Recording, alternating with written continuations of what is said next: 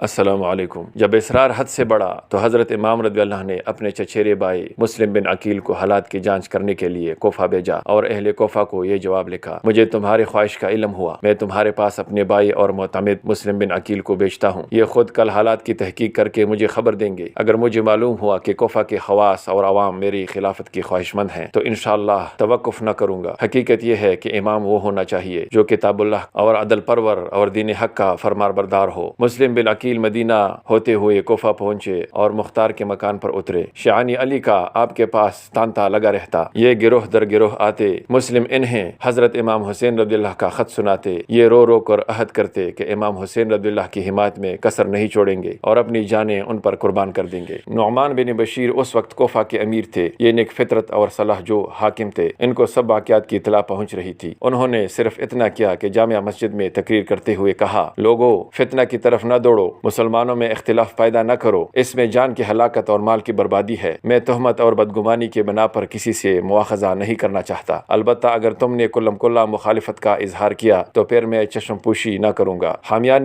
بنی امیہ میں سے ایک شخص نے نعمان کو ٹوک کر کہا: اے امیر، آپ کمزوری کا اظہار کر رہے ہیں، اس طرح کام نہ چلے گا۔ مگر نعمان نے یہ جواب دیا: اللہ کی فرما برداری میں کمزور بننا مجھے اس کی نافرمانی میں طاقتور بننے سے زیادہ پسند ہے۔ اسی شخص نے یزید کو کل حالات کی اطلاع دی اور لکھا کہ اگر کوفہ میں اپنی حکومت قائم رکھنی ہے تو کسی سخت آدمی کو بھیجو، نعمان جیسے کمزور آدمی سے یہاں کا فتنہ نہ دبے گا۔ یزید نے سرجون رومی کے مشورہ سے عبید اللہ بن زیاد کو، جو پہلے سے بصرہ کا ولی تھا، کوفہ کا بھی ولی مقرر کر دیا اور حکم دیا کہ کوفہ پہنچ کر مسلم بن عقیل کو وہاں سے نکال دو یا قتل کر دو۔ عبید اللہ بن زیاد اپنے بھائی عثمان بن زیاد کو بصرہ میں اپنا قائم مقام مقرر کر کے کوفہ پہنچا۔ ابن زیاد کوفہ میں داخل ہوا تو وہ منہ پر کپڑا لپٹے ہوئے تھا۔ یہاں لوگ امام حسین رضی اللہ کی تشریف آوری کے منتظر تھے۔ وہ سمجھے کہ حضرت امام تشریف لے آئے ہیں، چنانچہ جس طرف سے گزرتا یہ آوازیں بلند ہوتی: مرحبا اے ابن رسول اللہ، خوش آمدید اے ابن رسول اللہ۔ ابن زیاد نے دوسرے دن جامعہ کوفہ میں یہ تقریر کی: مجھے امیر المؤمنین نے کوفہ کا حاکم مقرر کیا ہے۔ مجھے مظلوموں کے ساتھ انصاف اور فرمانبرداری کے ساتھ احسان کرنے اور غداروں اور نافرمانوں کے ساتھ سختی کرنے کا حکم دیا ہے۔ میں اس حکم کو بجا لاؤں گا۔ دوستوں کے ساتھ میرا سلوک حقیقی بھائیوں جیسا ہوگا، مخالفوں کو لقمہ شمشیر بنا دوں گا، لہٰذا ہر شخص کو اپنی جان پر رحم کرنا چاہیے۔ پھر اس نے حکم جاری کیا کہ تمام امیر محلہ اپنے محلے کے پردیسی، خارجی اور مشتبہ لوگوں کے نام میرے پاس بھیجیں۔ اگر کسی امیر محلہ نے اس حکم کی تعمیل میں کوتاہی کی اور اس محلے میں کسی نے حکومت کی مخالفت میں سر اٹھایا تو امیر محلہ کو اس کے مکان کے دروازے پر پھانسی دے دی جائے گی اور تمام اہل محلہ کے روزینے بند کر کے انہیں قید کر دیا جائے گا۔ مسلم بن عقیل کو جب عبید اللہ بن زیاد کی آمد اور اس کے اس انتظام کی خبر ہوئی تو آپ مختار کے گھر سے نکل کر ہانی بن عروہ مرادی کے